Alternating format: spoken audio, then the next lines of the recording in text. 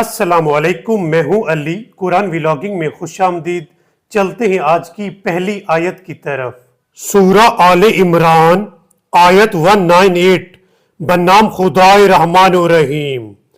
لیکن اس کے برعکس جو لوگ اپنے رب کا خوف رکھتے ہیں ان کے لیے ایسے باغات ہیں جن کے نیچے نہریں بہہ رہی ہوں گی، جن میں وہ ہمیشہ رہیں گے۔ یہ اللہ کی طرف سے ان کے لیے ضیافت ہے، اور جو کچھ اللہ کے پاس ہے نیک لوگوں کے لیے وہ سب سے بہتر ہے۔ ناظرین، قرآن مجید کی اس آیت میں اللہ تعالیٰ نے فرمایا ہے کہ ایسے لوگ جن کے دل میں اللہ کا خوف ہو ان کا ٹھکانہ جنت ہے، ایسی جنت جس کے نیچے نہریں بہہ رہی ہوں گی۔ اس لیے ہمیں چاہیے کہ اپنے دلوں میں اللہ کا خوف پیدا کیا کریں۔ اب چلتے ہیں قرآن مجید کی اگلی آیت کی طرف۔ اے ایمان والو، صبر سے کام لو، استقامت کا مظاہرہ کرو، مورچہ بند رہو اور اللہ سے ڈرو تاکہ تم کامیابی حاصل کر سکو۔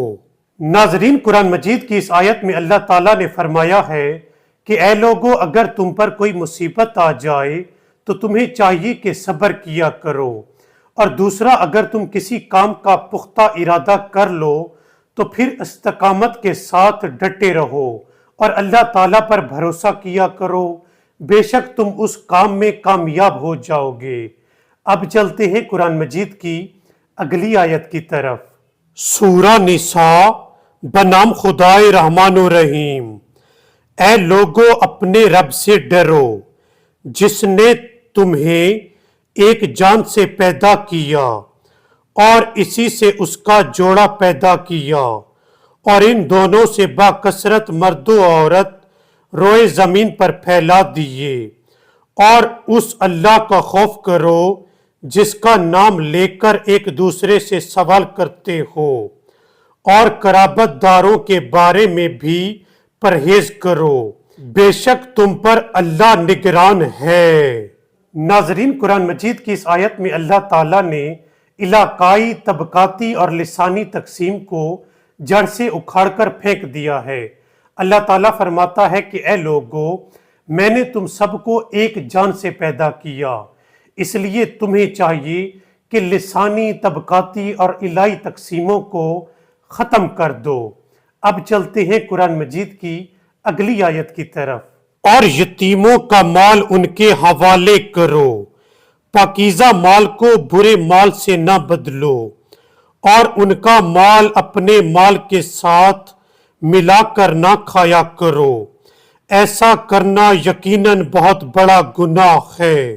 ناظرین، قرآن مجید کی اس آیت میں اللہ تعالیٰ نے حکم دیا ہے کہ اے لوگو، یتیموں کا مال ان کو واپس کرو، اور ایسا نہ ہو کہ تم ان کا مال اپنے مال کے ساتھ ملا کر کھا جاؤ۔ اس لیے ہمیں چاہیے کہ یتیموں کا مال ان کو واپس کیا کریں اور ان کا مال اپنے مال کے ساتھ ملا کر نہ کھایا کریں۔ اب چلتے ہیں قرآن مجید کی اگلی آیت کی طرف۔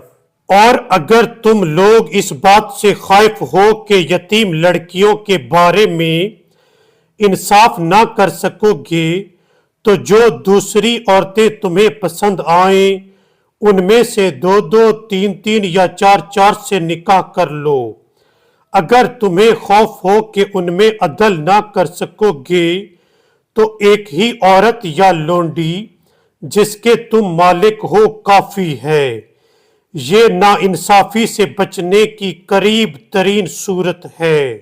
ناظرین، قرآن مجید کی اس آیت میں اللہ تعالیٰ نے مردوں کو 4 شادیاں کرنے کی اجازت دی ہے۔ اللہ تعالیٰ نے ساتھ میں ایک شرط بھی رکھی ہے، اور وہ یہ ہے کہ اے لوگو، اگر تم عدل قائم کر سکو، اگر تم عدل قائم نہ کر سکو تو تمہارے لیے بہتر یہ ہے کہ ناانصافی سے بچنے کے لیے صرف ایک عورت پر اکتفا کرو، یعنی ایک شادی کرو۔ ناظرین، آج کے ویلاگ میں بس اتنا ہی۔ آپ سے ملتے ہیں اگلی ویڈیو میں، تب تک کے لیے اللہ حافظ۔